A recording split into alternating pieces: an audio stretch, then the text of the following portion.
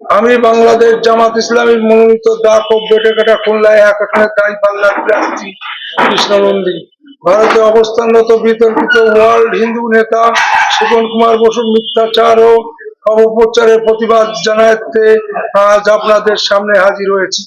সে একজন ব্ল্যাকমেলার, আন্তর্জাতিক চাঁদাবাজ।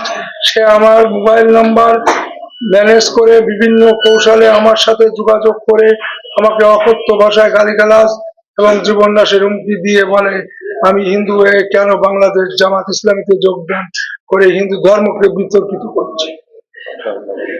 প্রিয় সাংবাদিক বন্ধুরা, আমার জনপ্রিয়তায় ঈর্ষান্বিত হয়ে কিছু স্বার্থন্বেষী শ্রেণীর যোগ সাজসে আমার ব্যক্তিগত ইমেজ এবং জনপ্রিয়তা ক্ষুণ্ণ করার জন্য মিডিয়া ও সোশ্যাল মিডিয়ার মিথ্যাচার সহ বেশ কিছু ছবি এআই প্রযুক্তির মাধ্যমে তৈরি করে অপপ্রচার করছে।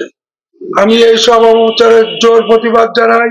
সাথে সাথে এইসব অপপ্রচারের বিরুদ্ধে না হওয়ার জন্য দেশবাসীকে অনুরোধ করছি। হিন্দু সম্প্রদায়ের কাছে প্রমাণিত হয় বাংলাদেশ জামাত ইসলামী একটা অসাম্প্রদায়িক দল। দলটির কাছে মুসলিম, হিন্দু, বৌদ্ধ, খ্রিস্টান, উপজাতি কোনো ভেদাভেদ নাই। সবাই বাংলাদেশ নাগরিক।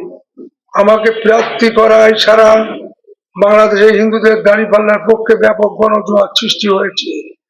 জামাত আমাকে মনোনয়ন দেওয়ার পর একটি মহল আমার বিরুদ্ধে অপপ্রচার ও মিথ্যা প্রোপাগান্ডা শুরু করেছে, যা প্রমাণ করে এটা গভীর ষড়যন্ত্রের একটি অংশ।